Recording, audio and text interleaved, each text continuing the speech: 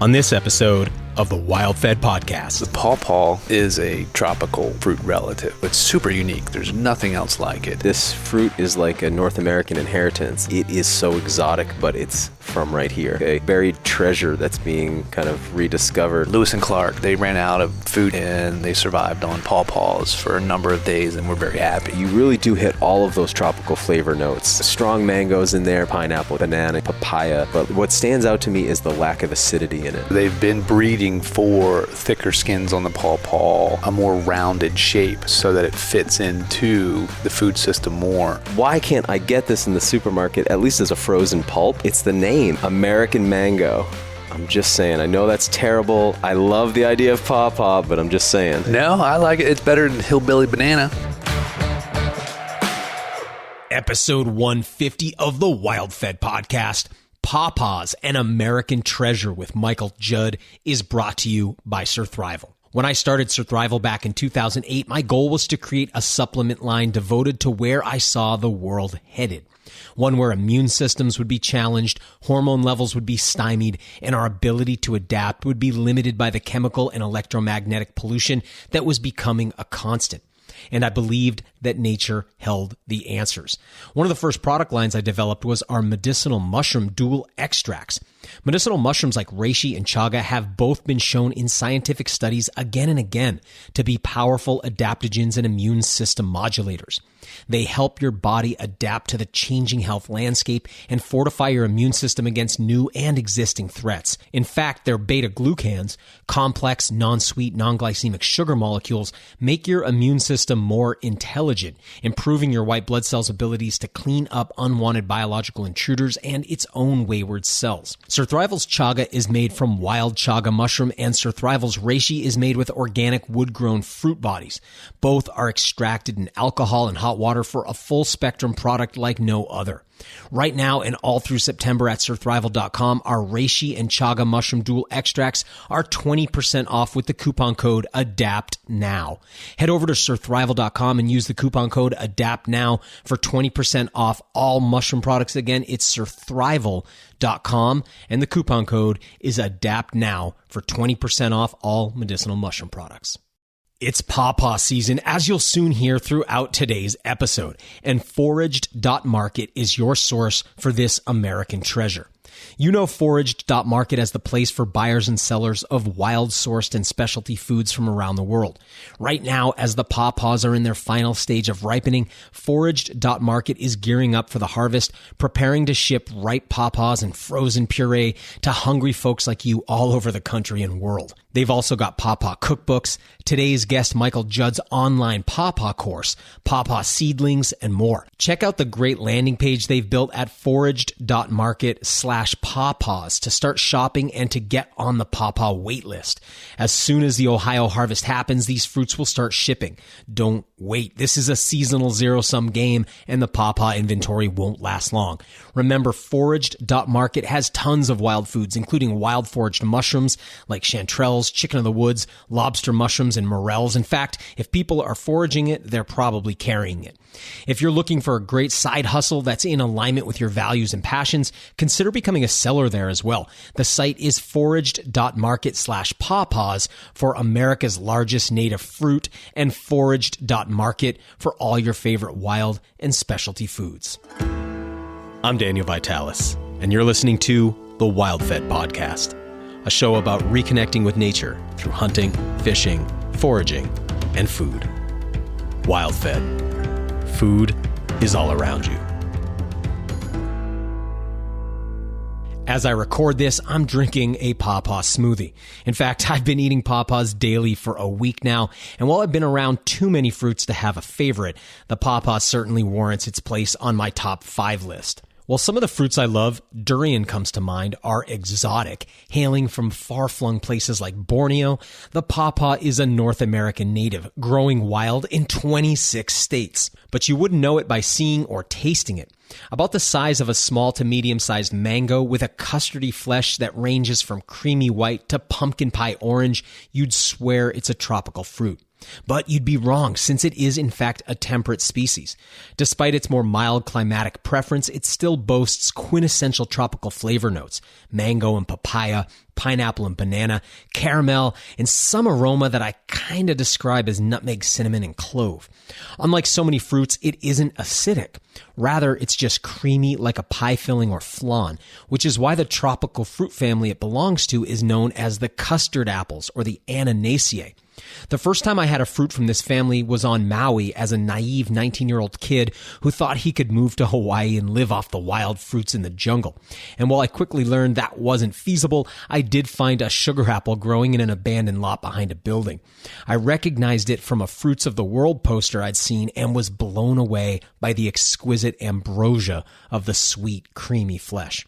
I went on to sample many other members of the family like the cherimoya, the atamoya, and the soursop. But little did I know these fruits had a cousin living right on the mainland, and one that's cold tolerant enough to venture quite close to my home in northern New England. I didn't know because this fruit simply doesn't make it to market. Perhaps it's because of the delicate skin and flesh, or its powerful fragrance, or maybe because of its association with the backwoods Appalachian hollers, but this fruit has been completely overlooked by the mainstream food system. But that might just be changing. Horticulturalists are hard at work creating varieties of this fruit that the public is loving. Varieties that just might be available one day in the frozen fruit section of your supermarket, if not on the produce stand itself. Up until recently, I'd only tried a few pawpaws, specimens that had been mailed to me by listeners of the show. To taste more, my next step was obvious. I needed to head south, all the way to Frederick, Maryland, to meet up with Michael Judd. Michael wrote an excellent book on raising North America's largest fruit called For the Love of Pawpaws, and this month, the month of September, is prime pawpaw season. From the moment I arrived there, I was eating pawpaws constantly, as Michael kept a steady stream of them headed directly towards my mouth. Mango-like orange-fleshed Susquehannas, vanilla custardy Shenandoahs, and the hopefully able to grow here in Maine PA Golden, which is a nice mild balance between those other two. Michael is a character like no other, a fun-loving, zany plant person whose eclectic personality is rivaled only by his incredible hat collection and perhaps by the fruit for which he is a fervent ambassador. He resides in a beautiful, round, straw bale construction home with his lovely family beside a productive food forest with a distinguished pawpaw patch. He served us more than just raw pawpaws. We had pawpaw ice cream, pawpaw cornbread, and pawpaw pudding too.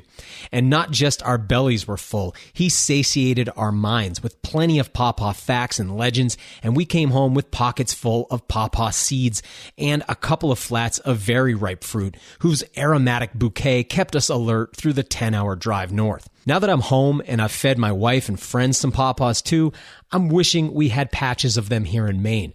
But at least I have a couple dozen in the freezer, which I've been pulling out, peeling, and pulping for my morning smoothie. That'll have to do until I grow some plants of my own and figure out how to get them to fruit here in Zone 5A. Anyway, Michael is a blast to be around. If you ever get the chance to work with him or maybe to secure a ticket to his quick-to-sell-out Pawpaw Festival, I highly recommend you do so. If a pawpaw was ever transfigured into flesh, it might just be the resemblance of Michael Judd. One last thing, our visit with Michael will be featured in an episode of Season 3 of the WildFed TV show on Outdoor Channel, so stay tuned for that. We'll start airing around the beginning of 2023. In the meantime, if you're hearing this in September and you're in pawpaw country, make it a point to track some down, either wild by foraging your local creek or riverbanks, or by finding a cultivator near you. Also, you can get on the pre-order list for foraged.market. They'll start shipping as soon as Ohio's commercial harvest begins. Don't wait because it's a limited supply. They've got a great landing page for all things pawpaw at foraged.market/pawpaws. You owe it to yourself to taste this American treasure. Michael Judd, welcome back to the show. Episode 1 of the Paw Podcast. Nice. Yes, happy to be here. Happy to be here in your home. Hey, Grant, how you doing? Thanks for having us, Michael. Yeah, it's been a fun couple of days having you guys here. Man, I really like you. You're a really cool guy. This home is amazing that we're sitting in. I'd love to tell people a little bit about it. You live a pretty wild lifestyle out here. Yeah, we're sitting in our circular straw bale home. It's all round wood timber framed, which means that all the wood was sort of hand peeled and we didn't square it.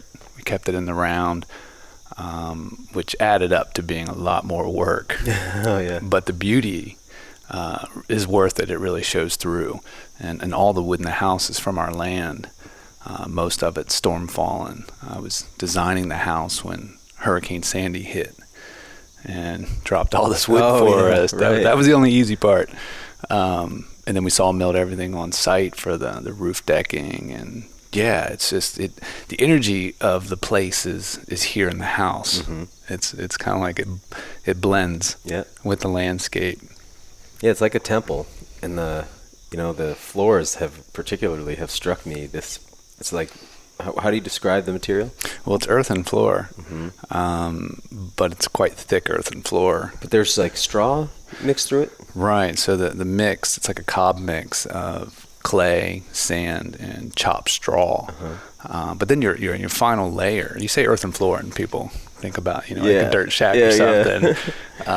But the final layer is like a final plaster layer. You're really getting down there and troweling it smooth, and you really buff it, right? You buff it, yeah. You oil it to harden it, and then you can wax it. But it has a beautiful sort of, sheen and sort of a classic look to it, and then it feels good to be on. I was just gonna say, after spending a lot of my life barefoot, I feel like I've got a pretty good sense of kinesthetic awareness through my feet.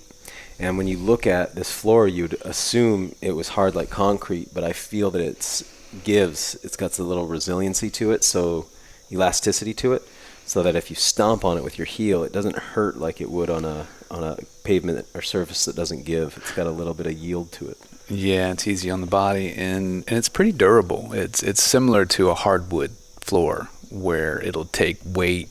It'll ding though, if you drop something sharp on it. It's repairable? Yeah, it's earth. You go out and dig up some more and smooth it on. Smooth it in there. I could see this in an expensive conventional home and have it look nice. Yeah. Right, yeah. So our main floor here has got a pigment in it that makes it look sort of like a yellow ochre. It could almost look like a marbled floor or something. And then outside, you've got this nice food forest going. You got these deer hanging around all day long. It's beautiful here. I mean, it's the Blue Ridge Mountains. The Blue Ridge Mountains is a small mountain range right here at the footsteps of the Appalachian Mountains. And they're rolling hills. We've got lots of good waterfall here. We're down in a holler. Sort of a low area between these hills with a creek that runs through it. And it's a very fecund environment. A lot of moisture and humidity. Basically, during the summer, it's tropical. This is a tropical climate, and certain things really flourish. It can be a challenge to things that get funked out by high humidity, but that's okay. I'd rather work with what does well here and have all of that moisture. The pawpaw is a perfect example. It thrives here. It likes high humidity. It likes not being exposed to strong winds. It likes good drainage. So I do have to position it well here because some of our site is a little bit low and wet, but that's perfect for the American persimmons. I love that. The mulberries, the northern pecans. So this site, and most sites typically will have variations, little microclimates on them, slightly different soils, different exposures, and observing those really helps you sort of think about what would thrive there. And that's where like the permaculture and observing comes in, rather than like, I just want to go, plant pawpaws and I go out and stick them in the wet soil. They're not going to make it. But if I stop and I observe and I learn a little bit about, these different uncommon but easy to grow fruits and what are their basic, requirements, then like, okay, well, I think that'll probably go better up there on that hillside, or, it's a little hot and dry out there. Let me stick, some of my gumi bushes out there, and just so lining up your site with the right kind of plants makes all the difference, because then they'll just thrive. You don't have to do hardly anything. Yeah. I don't want to get too deep into this part, but you and I were just talking before we started about childhood experiences that gave us alternative perspectives on the world. And it's got me thinking what you're saying right now about, I feel like the average person sometimes, not the average person who'd listen to this show, but like the average person in, America, let's say, in the United States, has given up or been sheltered from or has turned off their intuition to a degree where they feel like they need the instruction manual for everything. And I feel like that's one of the hindrances, because a big part of working with nature is just intuitive. But if you don't trust your own intuition, or if you think like, no, I need an expert to tell me, or I have to make sure I do it the right way, or fear of failure, or all those things that we develop through the little micro traumas along the way, you know? Because it sounds like what you're saying is a lot of it's like, when we talk about like listening to nature, like watching or like observe, a lot of that, what we're saying is like, it's intuitive, right? It's like, however nature communicates with you, it's not through the written word. It's not through like voice of God in your head. You know, when people say like the plants told me this, I don't think they mean like I got like an audible message. It's like through our intuition, right? But that's like this faculty that seems like it's been quite blunted in a lot of folks. Yeah, I'm self-taught, and I didn't grow up, you know, in a sort of a permaculture, even a homesteading, you know, setting, more the edge of suburbia, farms and mountains. Mm-hmm. So I did have a lot of freedom, and I had some great areas to explore. But you know, I didn't grow up learning the intricacies of ecological design and growing food. That just came through experience and living and being an adventurous person. Mm-hmm. You know, getting out there and just going for it. And that's how I share. That's how I teach. You know, I'm like how to, like, hey, just jump in. You know, here's a few tenements. Mm-hmm. You know, but really just do it. You know, don't try to learn too much. You know, mm-hmm. And food forest is a great example. You know, people are interested in what a food forest is. And there are some wonderful but very large books out there on food forests. I've got a couple of them. Yeah. They're overwhelming. Maybe you've never even read them. You know, no, I haven't. Because there's so much. They're like, you need to take a class and work through them like a textbook. Right. So, and that's great if that's your bend, but you don't need to. Really, a lot of it's just, you know, going for it. You know, like I teach, hey, think of it as a patch. You know, say you want to plant a fruit tree. Right, so go ahead and put your fruit tree in the middle, and then, you know, mulch it well, give it some companion plants, create a little ecology for it, you know, so that then you're not overwhelmed thinking about all the complexities, and then go 15, 20 feet and do another one, and keep doing that. And then over time, you know, you set the stage, and all these characters will show up, and those dynamics will develop, and you don't have to necessarily conceptualize the whole thing. Just enter it, just start going. Yeah, I want to start with some pawpaws, man. I'm taking these seeds home. They feel pretty precious to me. Well, you know? Yeah, so let's talk about what the pawpaw likes. So the pawpaw is a tropical fruit relative. You know, it's the only member of the Annona, the custard apple family, that migrated, you know, north over millions of years. And so it's super unique. There's nothing else like it. And you can tell by looking at it, it has these huge tropical leaves that are like a foot long, you know, a good 8 inches wide, right? Broad. So also when you're thinking of a leaf that big, it also gives you some indicator of the environment that it likes. You know, it's going to need lots of moisture because it's evapotranspirating a lot. It's not going to want those strong winds, which would shred the leaves easily. And, you know, it's a misnomer. A lot of people think, because it grows by the streams and the rivers, that it likes that wet soil, but it doesn't. It needs drainage. You know, the roots will ferment and rot.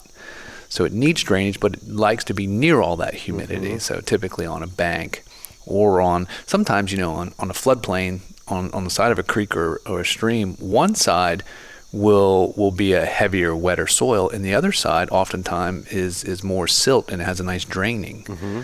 So reading your floodplains is important because there's a lot of variation in the floodplain. You know, there might be some areas that are slightly elevated if you observe, and then, you know, hey, you know, maybe that would be a perfect spot for like blueberries. Blueberries like that too. They like that almost like that elevated little mound, but like in a bog setting. Mm-hmm. So, you know, you can read that and go ahead and pop, you know, some pawpaws in.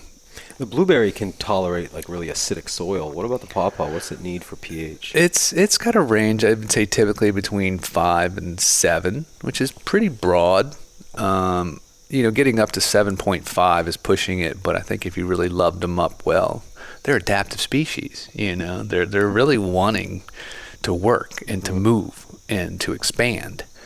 So, you know, I think their frontiers can be played with and pushed. And they can take some acidity. It can take some acidity, but not too alkaline. So I know out sort of, let's say in the Southwest, you have more alkaline type water and soils. So even if you loved up your soil so that it was a lower pH by adding sulfur and things like that, you'd want to be careful about irrigating it with too much alkaline water. So if you really are out there, you really want to do this, you can do it. If I was in the dry areas, actually even here, we do it with our gray water coming out of our house. So gray water is the water that comes from our sinks and our tubs and our washer. And here it's just gravity fed. But you can go in and retrofit your house. You can go in and, sort of gorilla plumb out your washing machine or something, plumb it through the wall, take it out and, and put it into like sort of a rain garden or a depression. And I would say, especially if you're living in a dry region, you want that water, that's super precious, otherwise what are you doing? You're just flushing it into the sewer system. And this is not legal advice, obviously. But Is this up to code, Michael? Yeah, right. Here it is. Our house is, so I'm safe here. We have a compost toilet and gray water system. I'm really grateful for that, to be able to really sort of cycle those nutrients. Anyway, I won't say more on that. I was like, I was going to say if I didn't have it, I'd figure out a way to do it. Just because I think a lot of the listeners would also take some chances. Yeah, and we can get into that if you want. But anyway, so the gray water, we have it running in a shallow trough with two raised beds on either side of it. So all this extra water that's going out, and it's full of pawpaws, black currants, gooseberries. Now these guys that love that really. The extra moisture around them, but on those raised beds. So you could tap that, especially in a dry climate. You had wind protection. And pawpaws, I would say so this is another factor with pawpaws that really I think needs to be explored more, is the whole, can you grow pawpaws in the sun? Right? So a lot of the information that's out there, naturally, because pawpaws are mostly occurring in the woods and on the edge of the woods. They're like an understory plant. Understory, typically. That's changing.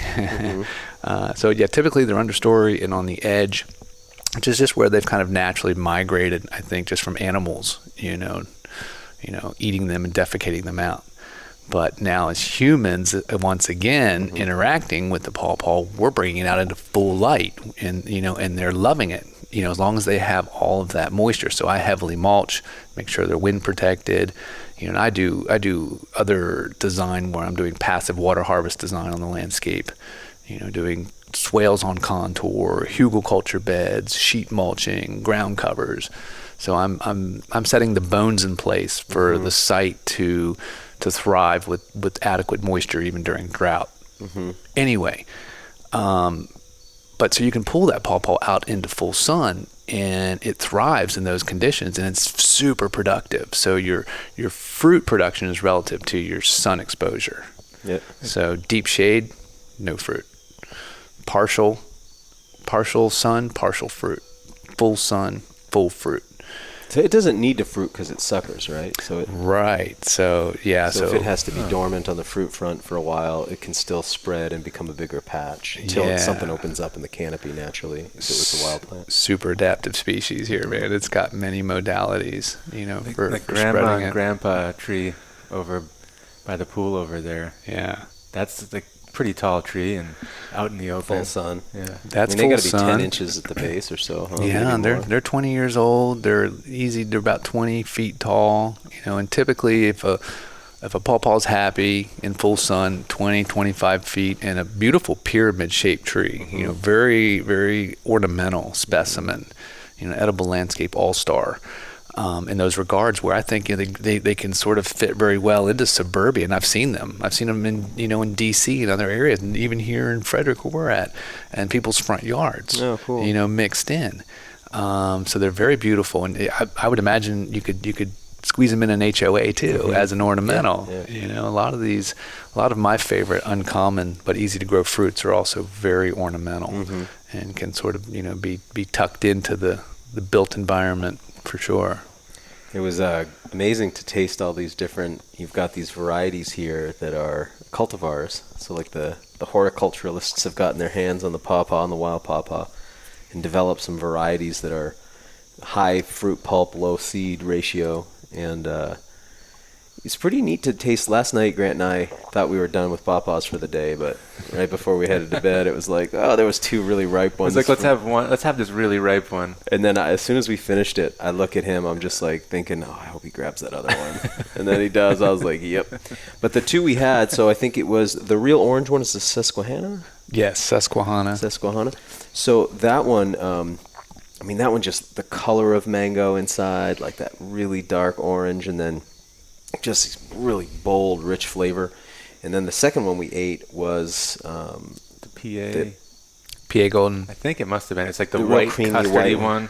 PA Golden has also a rich color. It's more oblong in shade. This one, though, was like that creamy white color inside. That would have been Shenandoah. Yeah, it was the Shenandoah. Yeah. And that one, wow, I really appreciated it at the end of the night, because I just feel like could be the universal crowd pleaser, in that the flavors are very mild, the texture is perfect. It's like a vanilla pudding. Yeah, but vanilla also in the sense of like, vanilla gets used to say something's very not edgy, Very smooth. It's very smooth. Yeah. So that was a nice finish after the first one. And anyway, I had this idea. I know this is anathema. It's probably gonna burn you a little bit, and I think it'll burn a lot of people out there, but I'm just gonna say it. I feel like, okay, I hate to say this out loud. And we're going to cut to commercial break. Edge of my seat here. We'll get right back to the show in a moment, but first, hunting season is right around the corner.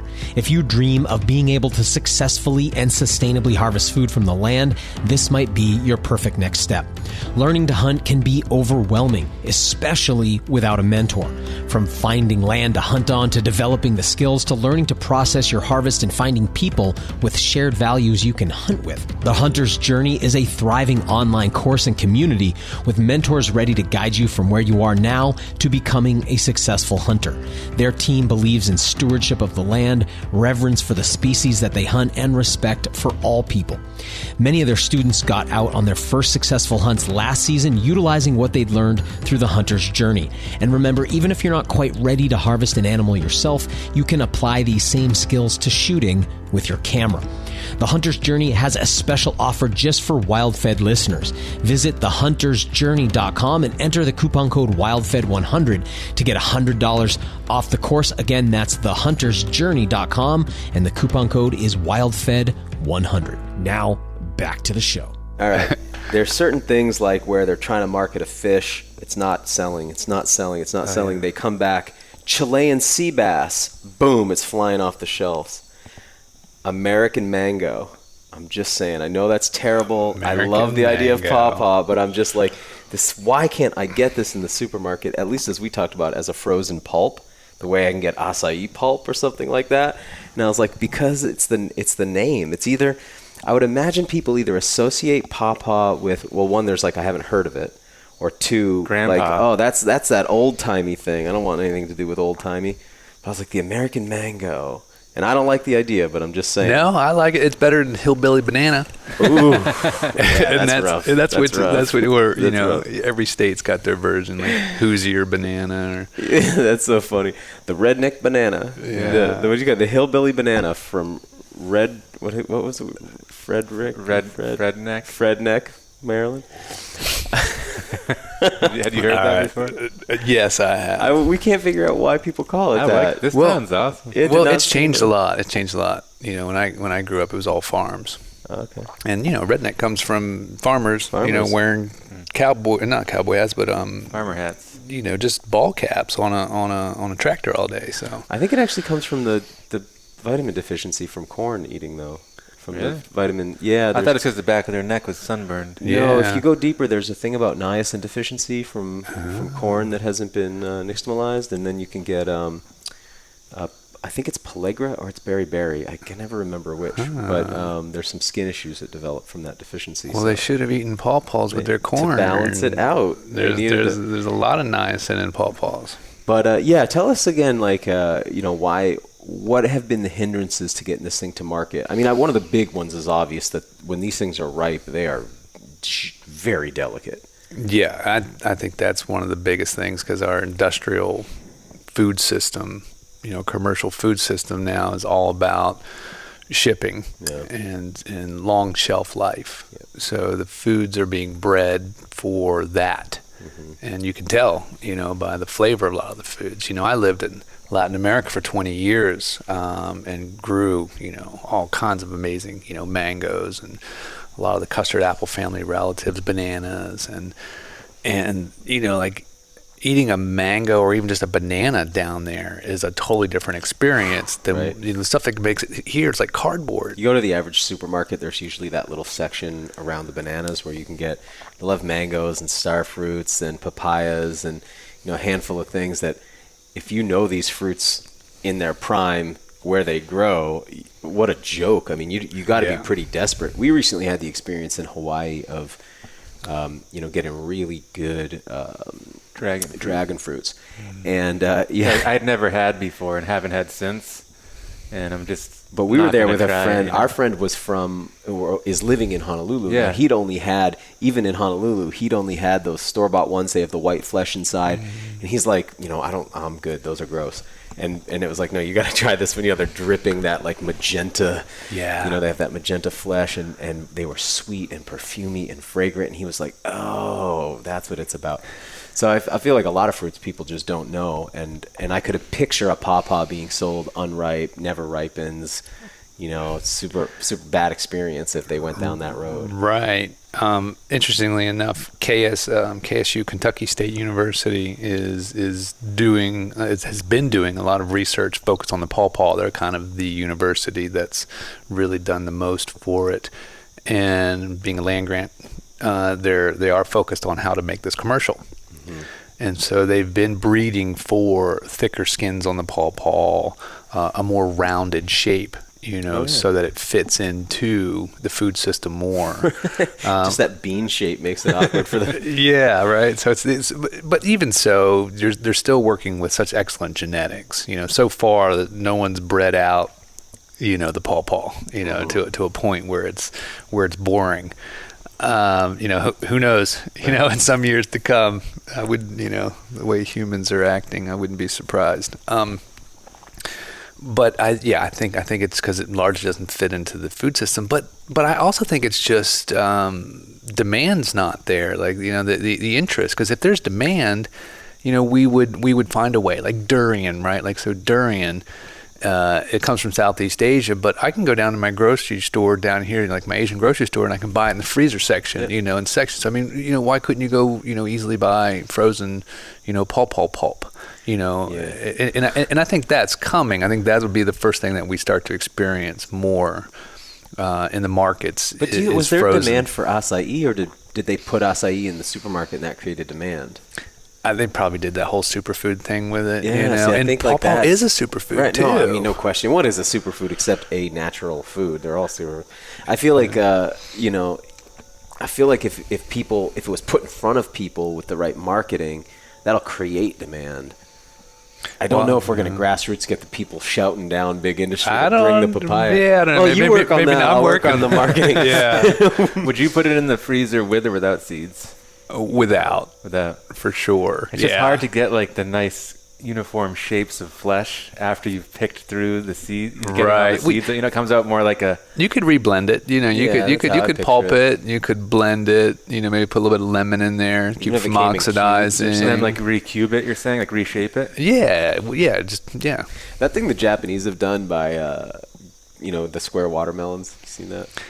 They grow them in crates or something so that they're square. It's like, it's very funny, that idea, of trying to make something shippable, make something useful in the industrial system. So I think we have the ingenuity for it. I think if the demand was there, that there would be ways to get it into the markets and protect it, probably with a bunch of material crap, but. It could be done that way, but I think the frozen is the way it's going to come into the larger experience. But people, we have a Pawpaw Festival here, which sells out, and people are just over the moon. A lot of them have tried them. Some have come and tried for the first time. But you would think there was crazy demand when you're around these things. And then the Ohio Pawpaw Festival, they have like 10,000 people that come through there. I mean, they make pawpaw beer and they have music, so I'm not sure everybody's going just for the pawpaw. I forgot to try the mead yesterday. Oh yeah, I know, and the pawpaw moonshine. I know. Oh, sheep. Oh, we can go nip Nothing it. like some moonshine before a 10-hour drive. Yeah. Grant and I have this 10-hour drive to do, and it's probably going to be more like a 12-hour drive. I don't drink caffeine, but next time. Tonight I might have to because I am determined. Grant's like, we should be prepared to just stay somewhere along the road. I was like, nope, going home to see my baby. Mm-hmm.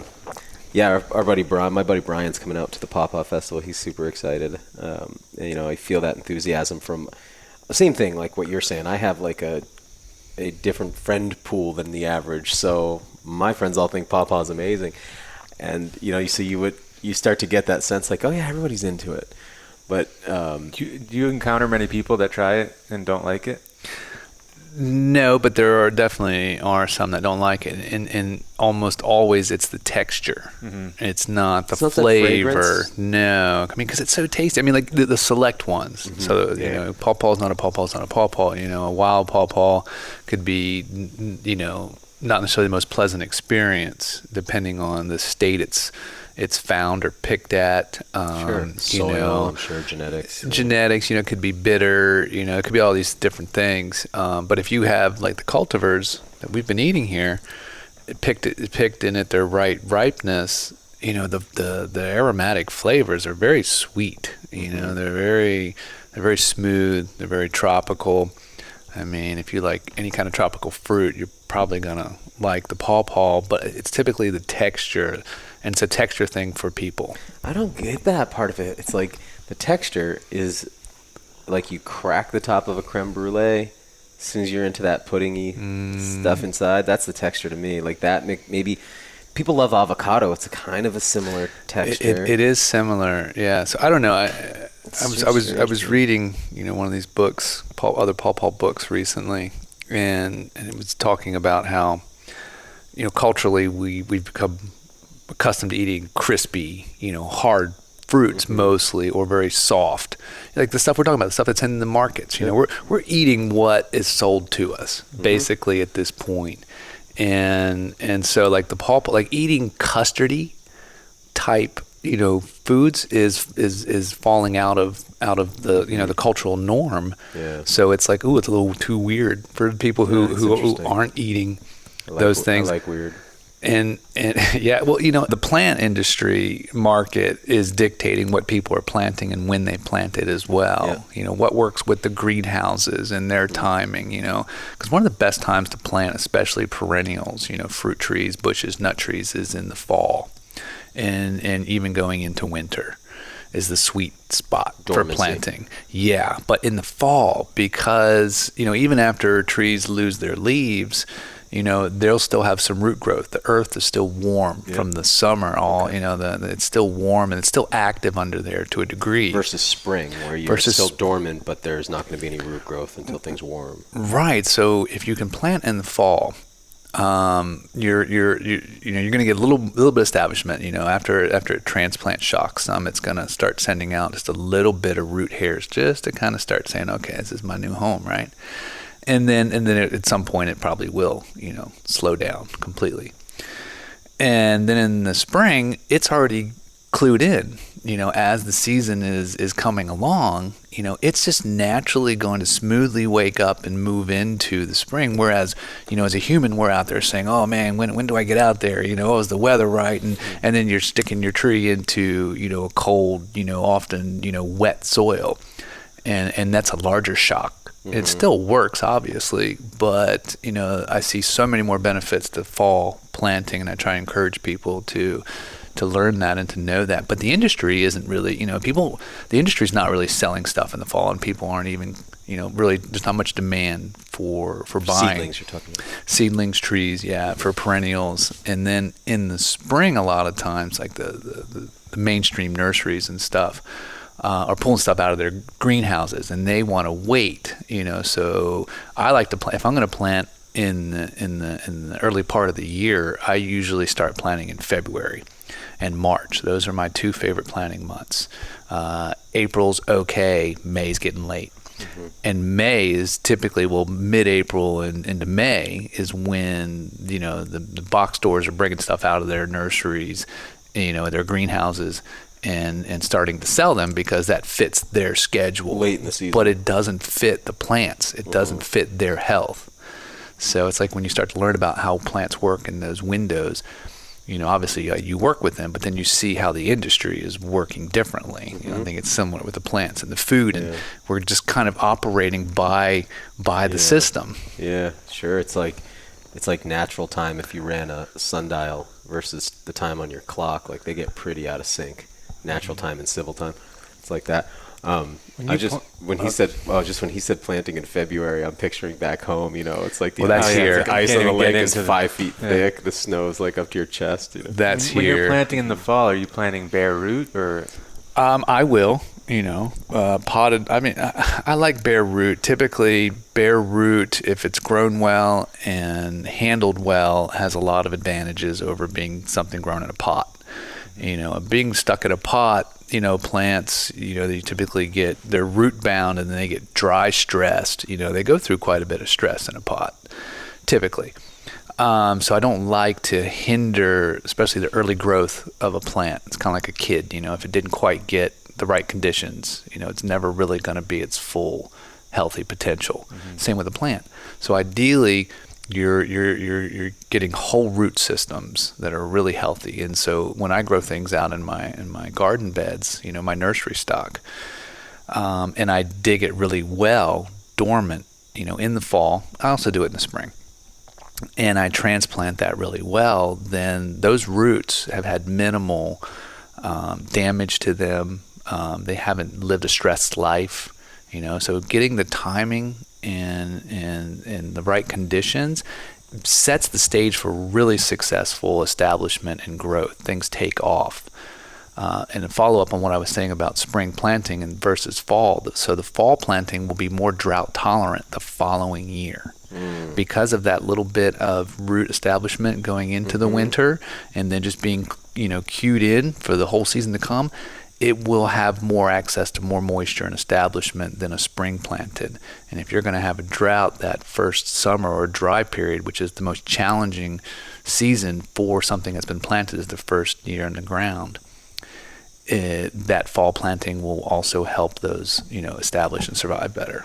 Two things I want just if you could expound on Grant's question about bare root for people who don't know the dichotomy of what you're talking about. And second, in your book, you really emphasize tall, deep pots for pawpaws taproot versus buying one in a shorter pot. So I'm wondering if you could speak to that also. Yeah, so bare roots, growing something out in the soil. Typically, large nurseries will do it in fields, almost like a regular agriculture. They'll either grow stuff out by seed, by cuttings, and then they get dug up when they're dormant. And that's how most nurseries, that are selling, fruits and nuts, especially uncommon ones, are doing it. They're selling bare root. And I can throw out a couple of my favorite, bare root order nurseries. Quite a few of them are in the Northwest. Burnt Ridge Nursery. Burnt Ridge Nursery. Rain Tree Nursery. One Green World. Those are all out in that Northwest, and they will all ship bare root plants. But also know that when you read a catalog and everything looks good and it says it's good for your zone, does not mean that it'll thrive. It can be very misleading. So, I've tried a lot of stuff. When I landed back living here like 12 years ago, I was just like ordering all this stuff, to try it. And I've gone through many iterations and many thousands of dollars to find what does really well here now. And I write about those in both my books, which is very helpful. That's a lot of knowledge that I've learned and earned that I'm happy to share with people to see what thrives well. And if you follow me, you'll see these characters and you'll see how they thrive. And I don't mess with anything that's high maintenance. I design for neglect, and so it needs to do well on its own. So that's bare root. So pawpaws are are unique. So are persimmons, American persimmons. These guys, and a few other of the nut trees too, do not like their roots to be messed with at all. They're extra sensitive.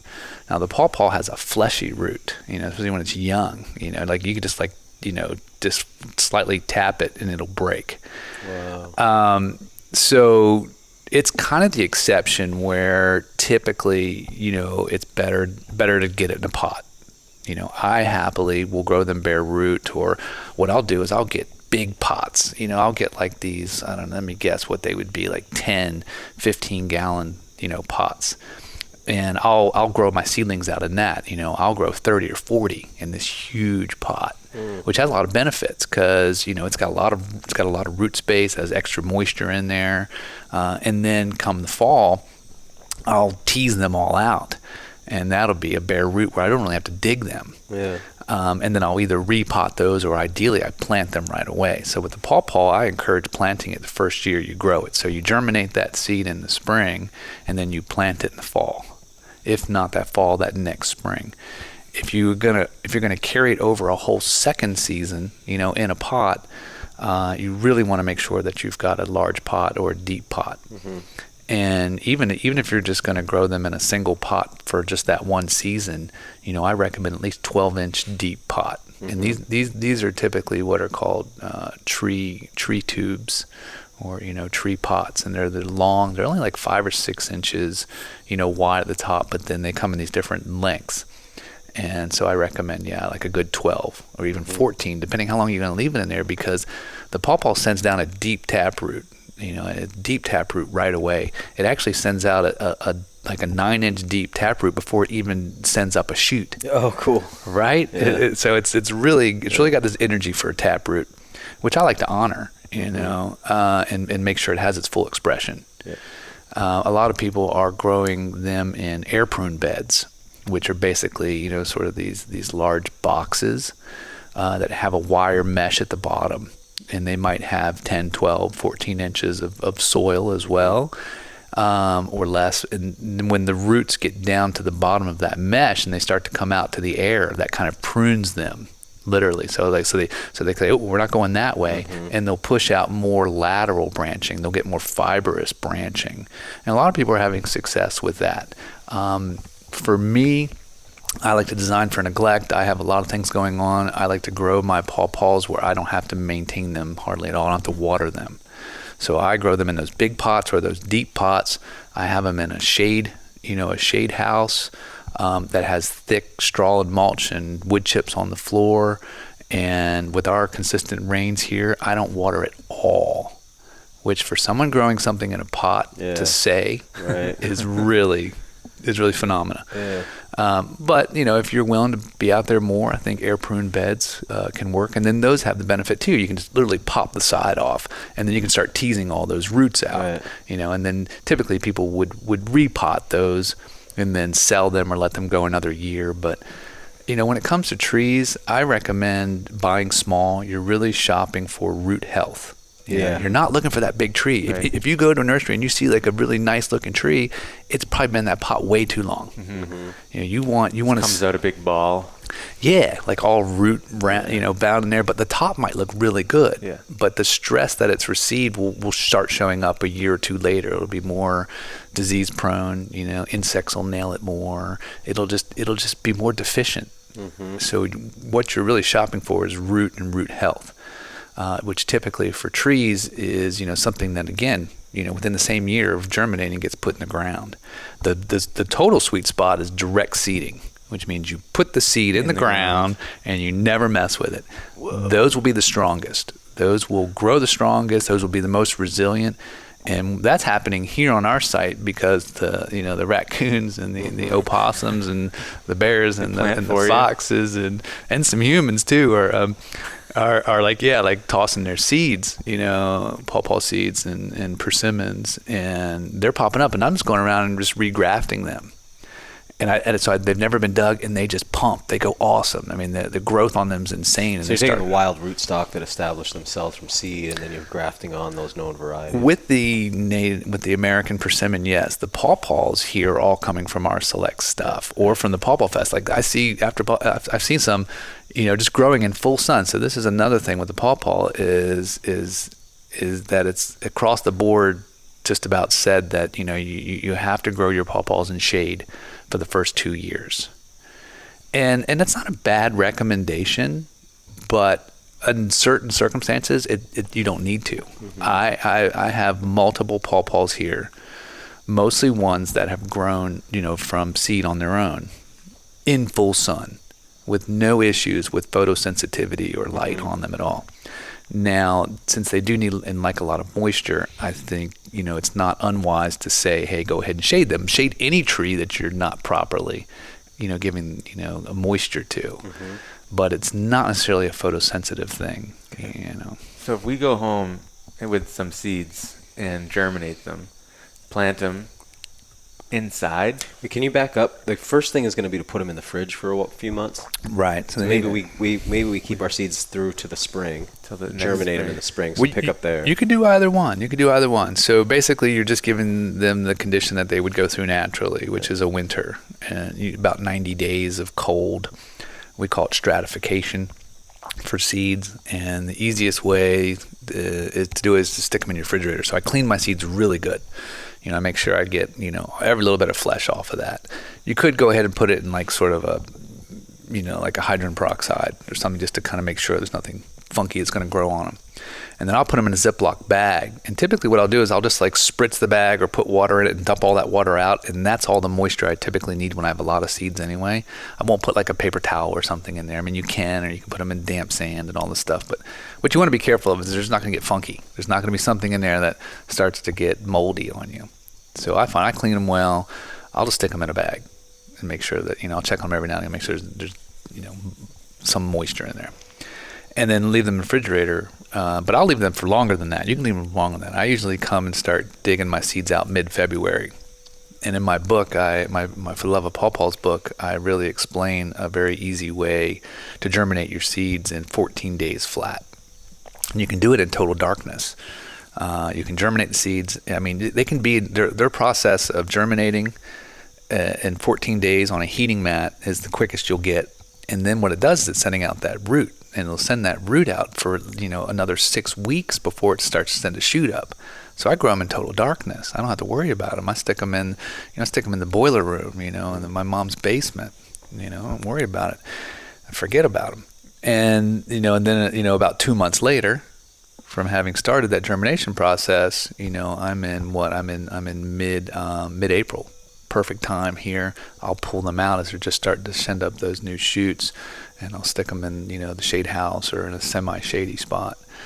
But you could direct seed them as well. But they're so you could go home and you can go ahead and stick them right now, in the fall, where you want them to grow in your garden bed. You could make just a row, stick them in there, cover them up, mulch them. But they won't really start to come up. They'll be slower that way. Their germination process will be slower because they need that heat to begin that germination process, which won't happen in the soils naturally, depending where you're at, probably till May or June. And then it's got to go through that whole period of putting down the roots. So don't be surprised if you don't see a shoot come up until July, potentially even August up north. But it's happening. So it's patience. The pawpaw seeds germinate very well. They have a high germination rate. So they're very viable, and it's really just about the conditions and the patience. So it's September now. If we go home, germinate them, plant them in a pot. Well, you're not going to germinate them right away. They do need the cold. So they need the cold. So they do need that 90 days. They need the 9 days in the refrigerator. Okay. Yeah. Or go ahead and put them out in the ground and it'll happen naturally. But the earliest, so 90 days would be let's say October, November, December. So maybe January 1st, if you wanted, you could pull them out and start them indoors. If you had a sunny window, we would need it for a couple of months. But then you could actually start them indoors and get them going nice and strong in advance. If you start them in pots, what do you do that first winter? if you're not ready to plant them in the ground? Well, ideally, you plant them in the ground. If not, put them in like a garage where it's Grant's cold. like, say you're shopping for a house and you're not really ready to put down roots, let's say. Yeah, right. Okay, I read between the lines here. No, I get that a lot. I get a lot of people like, oh, well, I'm moving, but I want to get the pawpaws. So put them in a garage where they won't hard freeze, but they'll go dormant. Yeah. And that'll work. But it's all in my book, man. Read my book. Okay. Put it in your bathroom. That's where my copy was. That's where I had my copy. The highest honor. That's awesome. You mentioned that you were grafting pawpaws as well? Yes. And what are you using for a rootstock? You can use wild, or you can use what are called select seedlings. So the seeds that are grown from cultivars. So all the producing pawpaws on our land here come from cultivars. They're all grafted, named varieties. We probably have over 30 different types of pawpaws. I have 100 pawpaw trees planted. And what I'll do is I'll plant out the seeds from mine, and they're called select seedlings. If I never grafted those, they would have good genetics, but they wouldn't be a named cultivar. Mm-hmm. And since I just love collecting all these cultivars to see how they're doing, I'll just come along and I'll graft. After I plant, typically I will plant because I don't want to have my trees to live in a pot for a couple of years, which is what you would need to do to graft. You would need to grow it out for a full year. Then you would graft it the next year and let that graft grow out that year. If a big pot's fine. But I find I'd rather get that tree in the ground, get it healthy the first season, and then I'll come and graft it, after it's established another year on the ground, and it takes really well. That's what we call site grafting, just grafting outdoors. And pawpaws graft very easily. Every species has its graftability. Some things are very easy. Apples, pears, super easy. Mm-hmm. Pawpaws are right up there with being very easy. They take well. Their unions meld well and heal well, and you have a lot of success grafting pawpaws. It's not super hard. You ever done like multiple cultivars on one rootstock? Oh yeah. I've got quite a few out there, especially the American persimmons, because I've got all these volunteers, and I've got all these different types of American persimmons that I'm so eager to grow. So I'll have 4 or 5 different cultivars of persimmon, or I could easily do just as many on a pawpaw. But typically, if I'm going to multi-graft a pawpaw, I would maybe just do like 2. It's not such a big tree and the way it branches, but yeah, limited space, you could do that. So it's a good point. So if you have a limited space, pawpaws can be very small. I keep all of my trees that I harvest from at about 8 feet tall, very easily. I keep them topped and down, and I try to keep my lateral branches, back to 5 or 4 feet. So they can tuck in actually to a very small yard space very nicely. They look nice even after you do that. They'll fill right back out from pretty hard pruning. And, you could plant 2 in the same hole at the same time, and they would grow out as sort of one tree and cross-pollinate each other, right? In the same hole, the same hole. You can do them a foot apart if it makes you feel better. Plant them together. You could actually do like probably 4 together like that if you had the space and you wanted to. And they would all grow up into this big, massive tree, or one that you kept pruned, and they would cross-pollinate. Or you could have one, and you could graft 2 different branches, and they would cross-pollinate each other. So that's an important point: is that you need 2. You trees.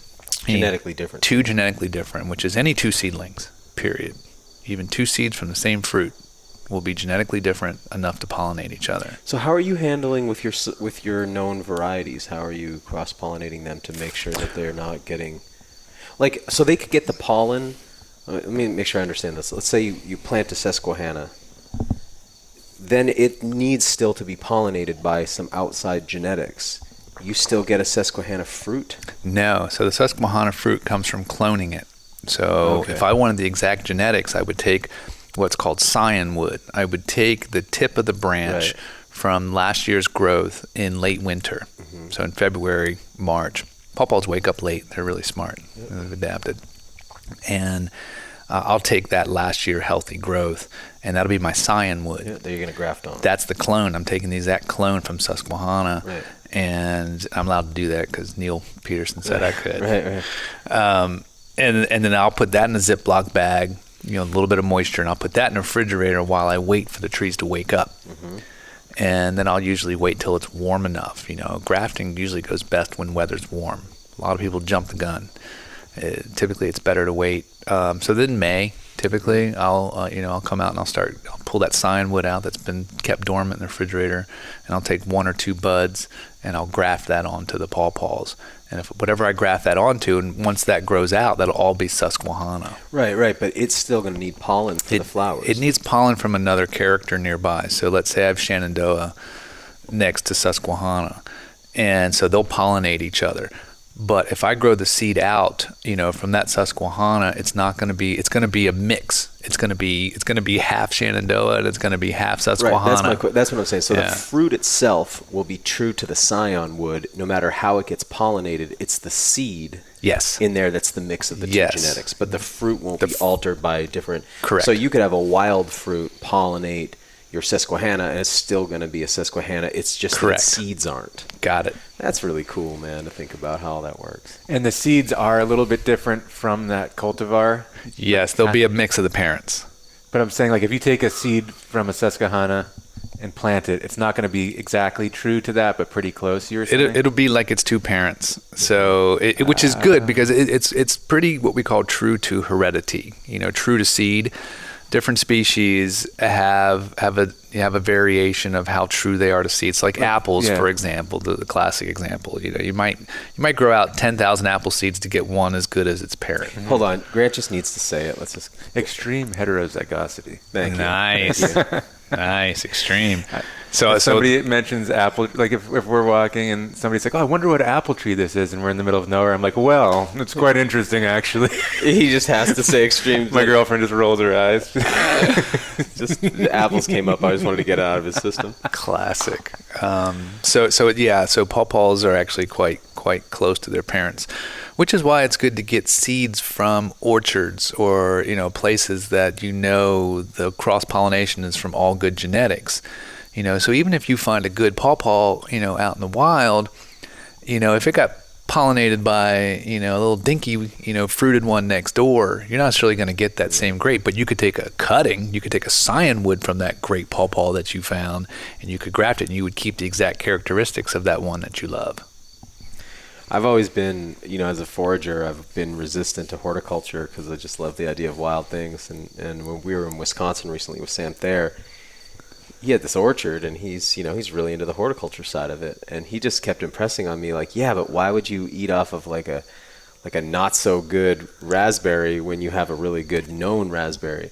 And I was like, yeah, that's a pretty good point. So now I'm starting to think, okay, pull some of these genetics of specific specimens I like onto my landscape a little bit more. So it's getting excited for me.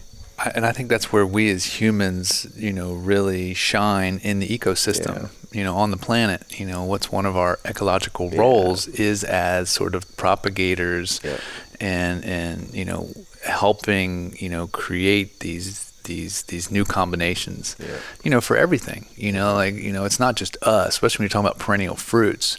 I'm sure the bears would love those hybrid chestnuts, that are large and, easy to eat, and, the shells come off easy, and, high in nutrients, and, it's not just us. No, and it's something you and I were talking about this week, is how a lot of what we think of as wild foods, wild plants, were tended to horticulturally by the indigenous of this landscape for a long time. Then they got sort of pushed out of that role, but it doesn't mean that the stuff we're finding on the landscape hasn't had human meddling in there. It has. A lot of it has, particularly the nut and fruit trees. Yeah, I think with a lot with the pawpaw, I would say half of the cultivars in the nursery industry are just wild found ones. But what selection has been going on for those that now seem wild? What for hundreds or thousands of years of selection, we kind of discredit that. I found this great wild one, random, and it's like, well, there's probably human generations had their hands human touch, especially with the pawpaw. I mean, the pawpaw's been around for millions of years, long before humans. And you can imagine, you come across pawpaws, you're like, wow, I'm going to work with this one. We should talk a little bit about the, kind of wrap it up talking about the fruits themselves, because I'm realizing we've gotten this deep into the conversation. We haven't really talked about what it's like to eat pawpaws. And when you and I, we podcasted before, I hadn't had that much experience, you know. I'd eaten some pawpaws, you know, people have sent them up to me in Maine, but getting down here and tasting these varieties was just awesome. Just awesome. Yeah. And, you know, the thing that stands out to me the most about them, most of the fruits that you've got some here that are, I'm trying to think of how to describe that size, like large big mango. Mango. Large mango. Yeah. What stands out to me the most, because you really do hit all of those tropical flavor notes. I could imagine somebody, you know, I think strong mango's in there, but you could say pineapple, you could say banana, you could say, you know, you could just kind of go through all of these different tropical fruits, papaya, et cetera, et cetera, et cetera. But like, what stands out to me is the lack of acidity in it. That just is, I'm so used to that feeling of like my mouth after a while. You know how you eat a pineapple and after a while it's like too much acidity. Yeah. Mangoes have a strong acidity. A star fruit has that strong acidity. You know, like you get all that, like none of that's going on in the pawpaw. It's just creaminess, and it's not that I want to say it's alkaline, but it's just not acid. It's smooth. You know, when you're talking about those other fruits, I'm thinking, like it almost draws your mouth and like your jaw. Like I could feel like some tension thinking about it. But when you eat the pawpaw, it's like totally chill and relaxed. Yeah. It's like just gliding down. And there is something about the pawpaw too that is very relaxing and I would say very subtly euphoric in an experience. And I think it all goes with that. And of course the pawpaw, you know, it knows what we want. You know, it's gonna say, hey, come eat me and chill out. Yeah. You know, it's like if you've been eating blueberries and then you eat a amalanke, or what do you guys call it here? Juneberry. We say shadbush. You know, it's like that. You're eating the blueberries and like, these are really good. And then you eat a shadbush berry and you're like, oh, blueberries are like watery and acidic comparatively, you know, and then you get that like custardiness of a juneberry. It's kind of like that. I just used to all these tropical flavors, having just come back from Hawaii and eating a lot of these fruits. And then suddenly you're like, oh man, that's just like pure cream. And even after having a belly full and being like, okay, enough pawpaws for the day, Grant and I went back, started watching some of the footage. And there's like slow motion footage of me breaking these things in half and squeezing the fruit out. And it's like mouth watering. And then before we know it, we're digging back into them, you know? Well, thank you for you know, sharing that love of the pawpaws. I think a lot of people are I'm hooked. They're gonna come, you know, especially after they see your episode to wanting to try them. Yeah. What do you think, Grant? I'm excited to help spread the story a little bit in that episode. Yeah. Everything looks really good too. I mean, the footage, you mean? Yeah, the footage. Beautiful. Yeah. The color, you know, against this kind of green backdrop of your landscape, that rich, it's like pumpkin pie color or like mango color, that orange in some, especially in those Susquehannas. Man, that color just pops in the footage. It looks so good. But yeah, I've got all those seeds in my pocket. Which variety was it you were like, oh, those do best in the PA Golden? Yeah, so I got the PA Golden seeds in my pocket. I've kept those segregated out so that I remember those ones. So those will go in the fridge when I get home. Yeah, so that's a good point. So if you're up north, if you're, you know, pawpaws typically, you know, historically, I guess, have grown between USDA zone 5 and 9. They can take -20, but the trick is to get a long enough growing season for the fruits to ripen, almost like an Indian summer. So, you know, you can go up into zone 5, potentially, you know, some parts of zone 4, especially if you're creating a little bit of a microclimate, protecting them, you know, maybe putting them on the south slope or south side of a house near some masonry, something that, you know, heats it up a little bit. And then you want to select varieties that have a slightly, you know, shorter ripening season. There's not a big gap I've found, but there are some that will come sooner than others. And some of those were developed, you know, like PA Goldens, you know, developed in New York. NC1 is a good one that was developed in Ontario, Southern Ontario. Also Neil Peterson's Allegheny and Shenandoah, you know, are good ones. And interestingly enough, some cultivars don't do really well, like Susquehanna, our favorite, you know, has reportedly not done so well in the northern parts. So, you know, pawpaws will vary in their regions of how well they do, and even the flavor of the fruit could be a little bit different. Right. But really, I think when you're pushing the extremes, then you want seedlings that are proving themselves, in those regions. So, if you could find somebody who's got a successful pawpaw growing in your area, be like, hey, can I get some seeds of that? Yeah. And that's going to be one of your best bets for something to thrive. Certainly try the PAs, PA Goldens and these other ones, and see if you can be that guy. Yeah, it'll be a start point anyway. Right. Then people can come to you and say, hey, look, this tree out of all these is doing really well. Take seeds from this, and then you can kind of, like the giant sloths and mastodons used to do with the pawpaw, to slowly, move them and poop them out. You can just eat a bunch of pawpaws, man, and go for a long hike, man. Go north. Won't be long. A couple of days, and just keep eating and pooping your way north, and you'll be spreading it. And I think the same for the South. They're growing barely in northern Florida. But it's like, you got to really sort of work with what's working down there. The Southwest, I think, is somewhat of a frontier, for pawpaws. I think it's possible, but maybe one that does possible. It's all possible, but maybe some genetics that do better with that more intense light, maybe more adapted to some more alkaline, So it's a great species in the sense that it has a large genetic pool that's eager to move. Yeah. Yeah, so I think what really lands for me is that this fruit is like a North American inheritance. It's like a buried treasure that's being kind of rediscovered or something. And we get so focused on exotic things from far away. And what I think is so fun about the pawpaw is that it is so exotic, but it's from right here. Right. But it has all those qualities that if it came from far away, we'd be like, ooh. But here it is right in the backyard with all those characteristics, and it grows kind of throughout the whole center of the continent, so it seems like there's a lot of potential with so many people there, and then also to start to push those frontiers at the edges, north, south, east, west. And it is, so it's being grown in the Northwest is similar, even though it's not as cold, they need that warm summer. So similar in the Northwest, you would want to use those quicker ripening, cultivars, or ideally find ones that are doing well in that region.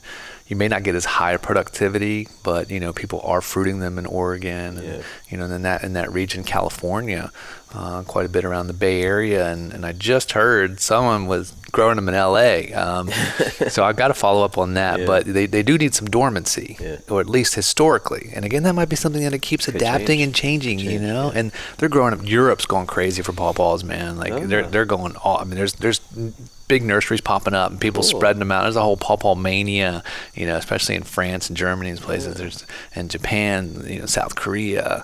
It's becoming a worldwide phenomena. If you look at the history in America, where the pawpaw more accepted?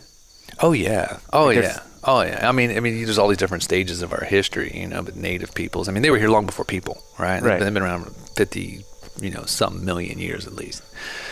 And so, a lot of the indigenous cultures, had, a lot of places named after that fruit specifically, and had traditions of drying it and with lye and ash, and really having it as one of like a really major food staple. And again, the corn has that deficiency in niacin, or it's hard to digest, whereas the pawpaw is very high in niacin. So it's almost like this natural, companion that I think, if you were living off the land, you would figure out. And then coming into, even the conquistadores, where they were out trying to pillage, they were helped along by the pawpaw. I guess it doesn't distinguish. Yeah, surviving on it in some cases. Surviving, there's many survival stories. Lewis and Clark, famous story that they ran out of food just about, and they survived on pawpaws for a number of days and were very happy. That's the story. And then of course, Thomas Jefferson, George Washington, all these figureheads loved the pawpaw too, and actually did some like spreading of the seeds and the interest in it. And then there's a great story that I think 1916 there was a competition hosted in D.C. where it was like mail us your pawpaws, which is crazy to think about in 1916. Back then, but so many people did it because pawpaws were such a big part of the the culture. at that point, because people were in and out of the woods harvesting, still getting a lot of their foods, from the wilds as well, and probably were cultivating a lot of their own pawpaws too. So all these pawpaws came in, a huge amount of pawpaws came in, and they selected, some of the best from that. And some, so that was kind of some of the beginning of our more recent history of pawpaw genetics and gathering. Yeah. Some of those seeds were, okay, let's go find those. People like Neil Peterson had gone out and found some of the best of the, these old homestead style pawpaws and crossed them, stabilized them, and came up with, now Neil has 7 released pawpaw cultivars named after U.S. rivers with indigenous names, and I just love his pawpaws. Neil's just a sweetheart as well. He's a great guy. Man, I feel like if we came here in a month, we'd be talking about chestnuts, but persimmons too. Persimmons, But right now, you're the pawpaw guy. The festival's coming up. As you mentioned, the festival sells out, so people probably have to look at next year. But let people know about how to sort of tune into the festival. Your 2 great books, how to follow along with what you're doing, and all that. Yeah. So. Our website, Ecologia Design, is a great landing page for all these things. You mentioned chestnuts. I have a nonprofit I helped start, silvoculture, working with hybrid, especially like, Chinese chestnuts are thriving and doing really well. Annual bearers, very carbohydrate-rich food. So I'm super focused on the nuts because that's the real meat. That's what really, creates, survival in this part of the world and historically, and I think, in the future it'll be a big role player as well. And my books, but I've just started the first online pawpaw course. Oh, cool. And so it's a very, very interactive way to really learn about this and its nuances and a lot of the things that we've talked about, but that really flush that out. Yeah.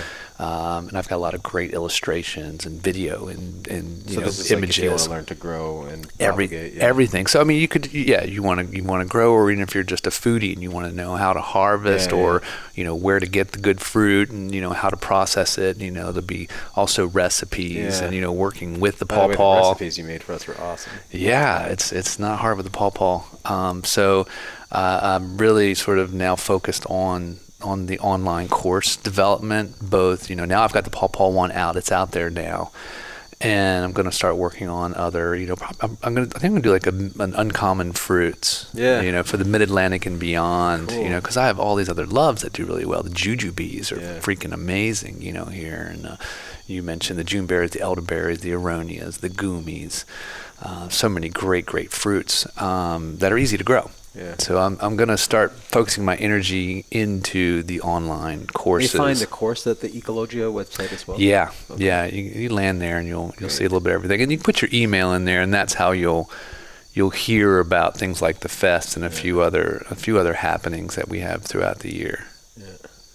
Well, Michael, this has been really awesome, man. Thanks so much, and I'm looking forward to having you on the show again. I'm looking forward to get down and connect with you again, and hopefully come down to this Pawpaw Festival. And I think Grant and I are going to have a very fragrant drive home. Yeah. Yes. The smell of the pawpaw is unbelievable. One pawpaw will give the whole house an aroma. You guys are going to have like 20 pounds in your car. When somebody gives you like a bouquet of those Asiatic lilies, and it's just like the whole house fills with the fragrance. That's how our kitchen was in the Airbnb this morning. Oh. I could smell it coming down the stairs, So anyway, we're really excited, man, and feel like we've got the pawpaw bug now. Great. You guys are always welcome here if you're traveling down south, other adventures, stop through. I'd love to celebrate the chestnuts and some of these other harvests with you guys too. Thank you so much, brother, and come on up to Maine sometime. All right. Take you up on that. Thank you both. Thanks for listening to the WildFed podcast. Help us grow this show by subscribing and leaving us a rating and review.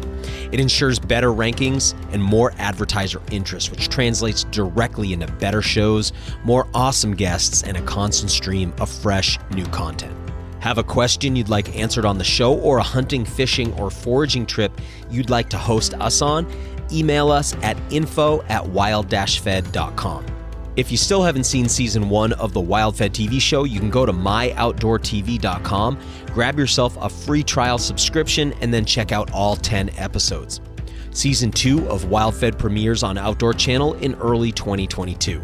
And be sure to visit our website, wild-fed.com, to check out our store for WildFed hats, stickers, and more. WildFed. Food is all around you.